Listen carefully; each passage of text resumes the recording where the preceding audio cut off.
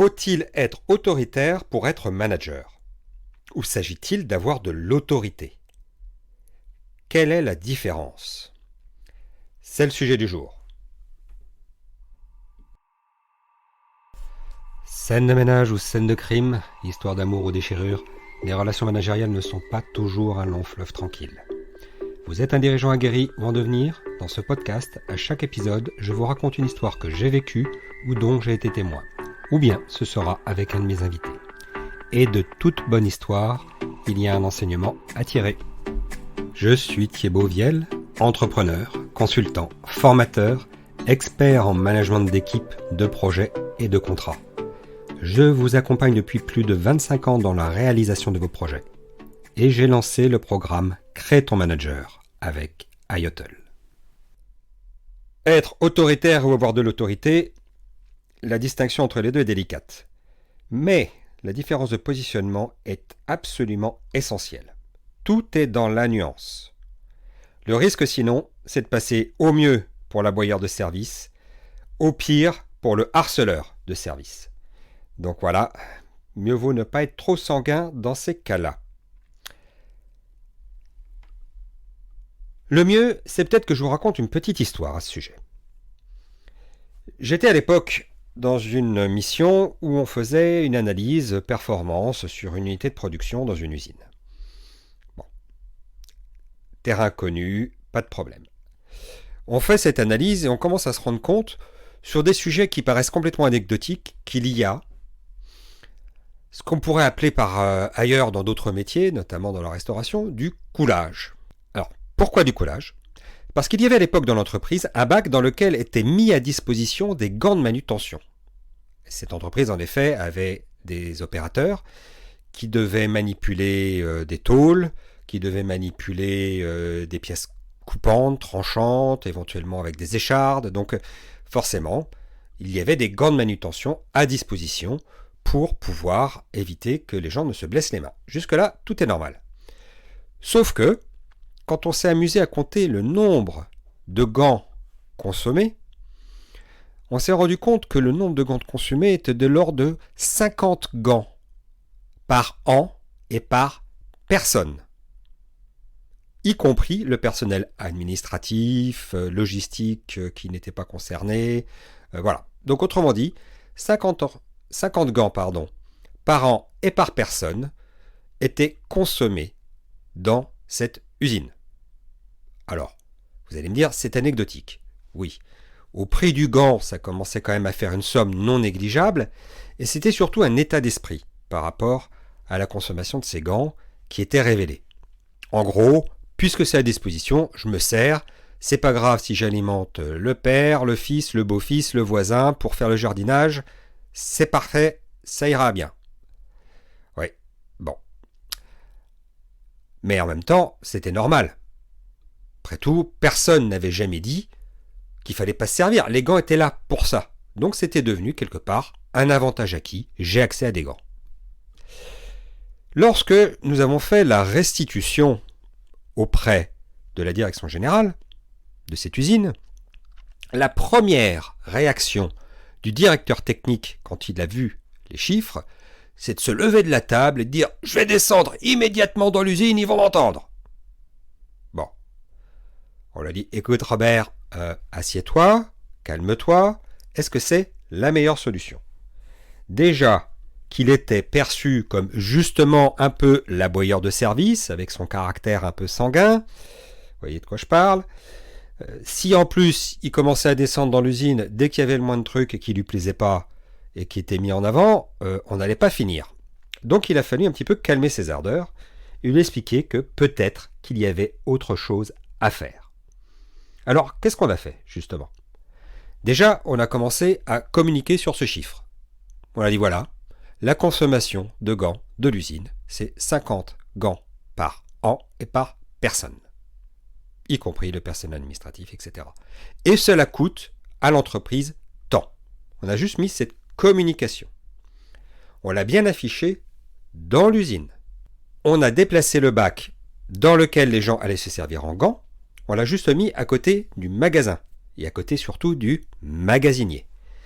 Et on leur a dit compte tenu du fait qu'il y a une surconsommation de gants, ce que l'on vous demande maintenant, c'est non pas de ne pas en prendre, mais c'est qu'à chaque fois que vous en prenez un, vous le signalez et vous signez. On n'a fixé ni limite.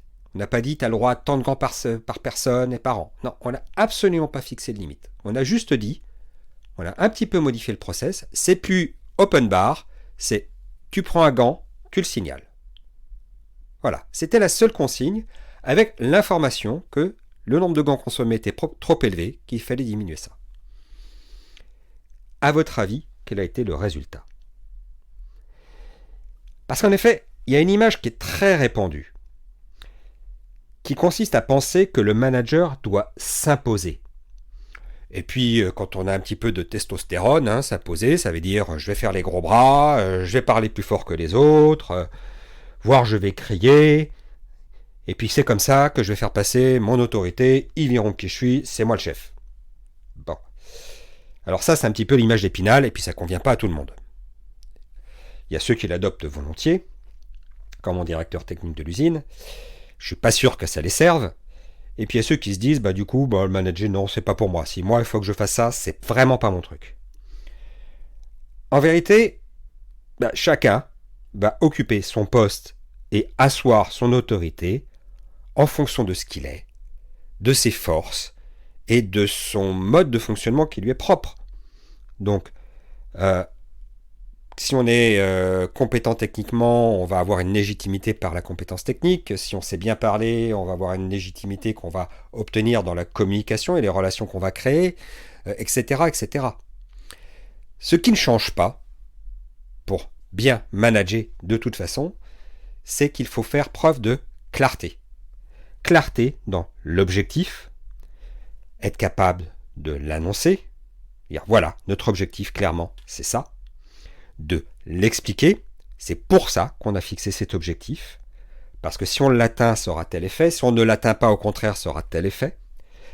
De commencer à rentrer dans l'action pour mettre en place des choses, en rentrant dans l'action, commencer à faire adhérer les gens, d'avoir une action vis-à-vis d'eux pour les faire adhérer, mais aussi avoir une exemplarité, mettre en place soi-même un certain nombre d'actions, et en emportant l'adhésion, obtenir qu'ils agissent. C'est comme ça qu'on assoit quelque part son autorité de manière durable, respectueuse, responsable. En tout cas, c'est comme ça que moi je vois les choses. Et qu'est-ce qu'on a fait sur l'usine? On a fait très exactement ça. Comme je vous disais, on a annoncé l'objectif, diminuer la consommation du nombre de gants. On a expliqué pourquoi, parce que ça paraissait quand même une surconsommation énorme qui coûtait à l'entreprise. On a aussi expliqué les conséquences que ça avait sur eux. Comme ça coûte à l'entreprise, le résultat est moins bon. Comme le résultat est moins bon, il n'y a pas de prime, il n'y a pas de choses comme ça, par exemple, ou elle est moins forte. Donc c'est le levier qu'il peut y avoir. Et on a dit, on va mettre en place des choses pour limiter. Mais comme on est bien conscient qu'il faut que vous ayez des gants, parce que pour travailler, on ne veut pas qu'il y ait plus d'accidents, on ne va absolument pas vous limiter pour aller prendre les gants, on va juste vous demander de signaler. Et donc on a mis en place un nouveau processus, qu'on a communiqué, etc. Et qui était très très simple, c'était juste je prends un gant, je signe. Donc, une fois qu'on a eu fait ça, on a mesuré la consommation de gants. Ça a été quasi immédiat. Cette consommation a baissé de plus de 50%. Alors vous allez me dire, c'est quand même 25 gants par an et par personne au lieu de 50. Oui. Mais déjà, c'est un résultat qui est très significatif, qui pouvait être amélioré encore par la suite avec encore un peu plus de sensibilisation, etc. Peut-être en renforçant progressivement un certain nombre d'actions. Mais sans râler, 50% de gants consommés en moins. Que serait-il passé si la personne avait effectivement râlé ? Pendant un moment dans l'atelier, les gens auraient baissé la tête, auraient fait « bon, ouais, je vais m'occuper de mon gant », voire le risque qu'il y avait, c'est que certaines personnes n'auraient pas osé prendre des gants dont ils avaient vraiment besoin, parce que le leur avait été entaillé par une machine, était usé, etc.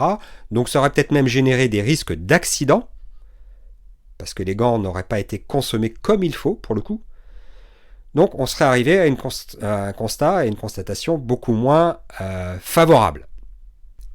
Là, par contre, déjà, très rapidement, 50% de consommation en moins, sans un esclandre, dans la douceur, en affirmant, par contre, l'objectif et son autorité. C'était une demande qui était formulée, qui était appuyée par des actions. C'était pas un coup de gueule. Voilà la différence. Alors ça n'empêche pas que parfois il peut y avoir des coups de gueule salutaires. Hein. Je dis pas qu'il y a des moments... moi-même, je suis pas forcément non plus toujours très zen. Faut faire en sorte de le limiter quand même au maximum. Il peut y avoir des petites choses qui échappent, et puis dire, bon, écoutez les gars, je suis désolé, je me suis un peu emporté là sur ce sujet, mais il faut comprendre que ça m'a touché, expliquer pourquoi ça vous a fait ça. On est humain et on peut avoir des émotions. C'est-à-dire, c'était un des sujets du podcast antérieur. Hein, les émotions. Dans les émotions, il y a les émotions positives, puis il y a les émotions dites négatives, mais qui servent aussi à quelque chose. Hein. Se mettre en colère, ça sert à montrer que quelque part, les conditions, les relations ont atteint une limite que l'on n'accepte plus. Donc ça peut être aussi une manière de montrer les choses. Si c'est tout le temps, ça devient gênant. Si c'est tout le temps, effectivement, ça peut même devenir du harcèlement. Ou être perçu en tout cas comme du harcèlement. Donc faites attention à ça. Voilà ce que je voulais dire aujourd'hui par rapport à cette notion de différence entre l'autorité, avoir de l'autorité, et être autoritaire. Donc, si vous voulez maîtriser d'abord les outils de pilotage de vos projets, je vous invite à vous procurer sur le site www.ayotl.fr, donc le site d'Ayotl, la feuille de route des projets.